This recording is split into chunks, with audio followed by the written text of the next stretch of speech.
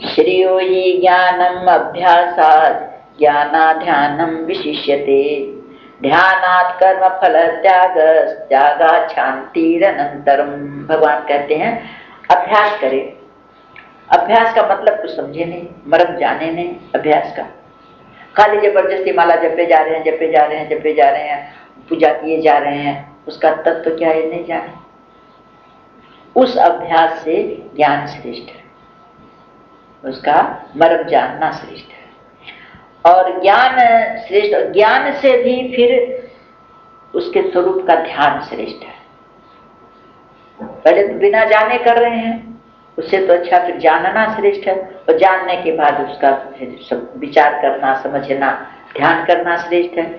और ध्यान से भी ज्यादा श्रेष्ठ है सब कर्मों के फल का त्याग जो है उसका। केवल भगवान के निमित्त कर्म करना वाले पुरुष का, जब जिसके लिए कर्म कर रहे हैं उसमें फिर प्रेम होगा और श्रद्धा बढ़ेगी। बिना श्रद्धा के, बिना प्रेम के तो उसके लिए कर्म होगा भी नहीं। तो भगवान का चिंतन भी बना रहेगा, कर्म भी होता रहेगा और उसका ध्यान भी होता रहेगा। तो इस तरह से जब सारे फल, सारे कर्म उसके अर्पण रहेंगे तो सब उसमें एक में एक कड़ी जुड़ी रहेगी। जिसको अपना मानेंगे उसी के लिए सब कर्म होगा, जिसके लिए कर्म होंगे उससे प्रेम भी बना रहेगा। तो भगवान कहते हैं जब सब कर्मों के फल का त्याग सबसे श्रेष्ठ है, क्योंकि वो त्याग से फिर क्या होगा, परम शांति मिलेगी, बोझ नहीं रहेगा कुछ भी सिर पर, जो हो रहा उसके, जो हो रहा उसका हल्का।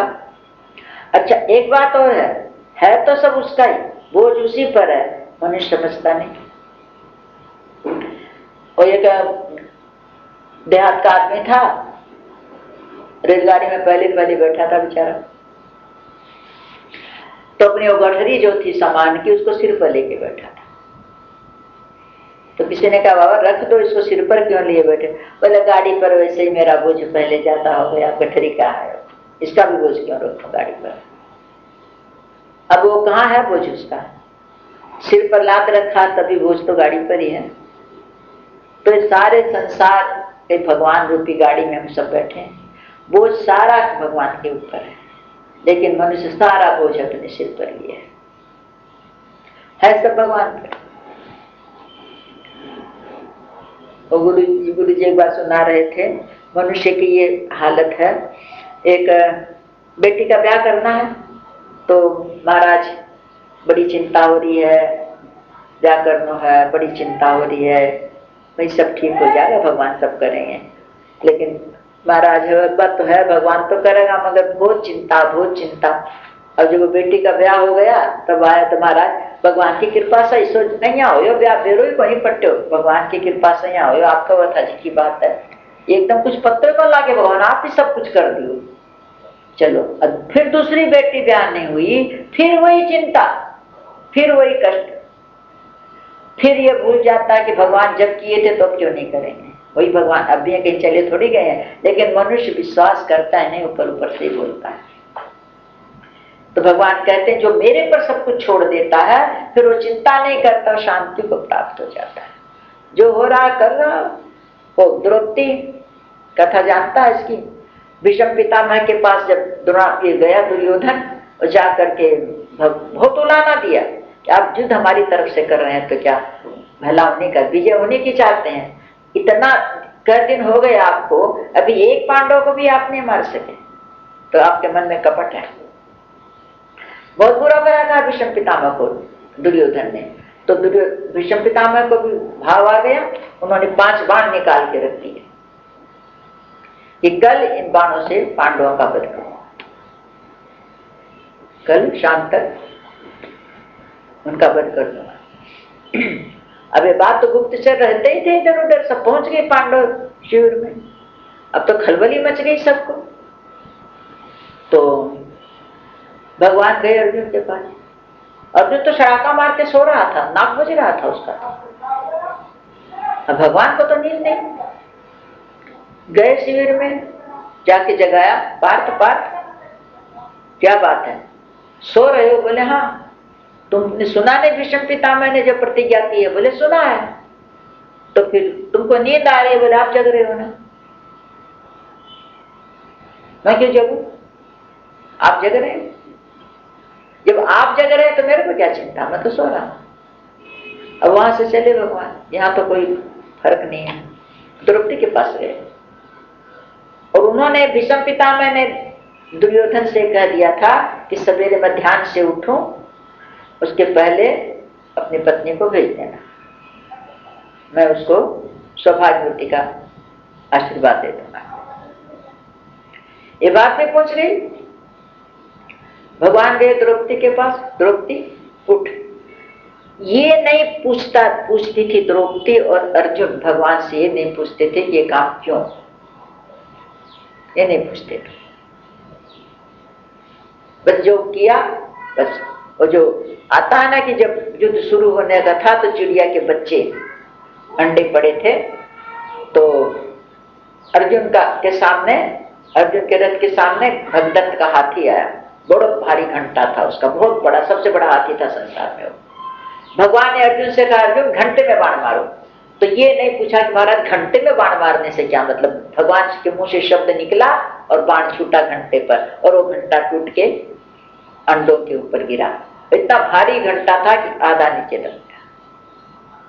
पूरे महाभारत तक वो घंटा वहां से हटा नहीं, इतने हाथी घोड़े सब गए, इतना युद्ध हुआ, उसके नीचे चिड़िया के बच्चे उनकी रक्षा की,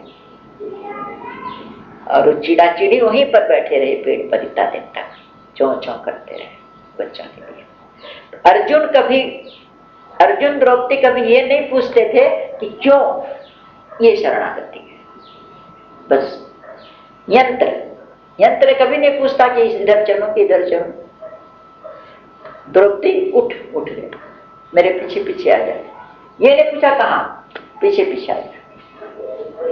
चले ले गए कौरवों के शिविर, दरवाजे घूंघट निकाल ले द्रौपदी, फिर बोले अपने भी पीतांबर का घूंघट निकाल लिए।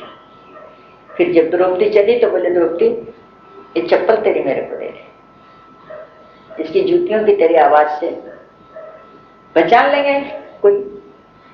जूतियां निकाल दी द्रौपदी ने, ये भी नहीं कहा आप क्यों उठाते हैं, ये नहीं कहा कि आप क्यों उठा रहे हैं मेरी जूती। भगवान ने झट से जूतियां उठाई, पीतांबर में लपेटी, कांख में दबा दी,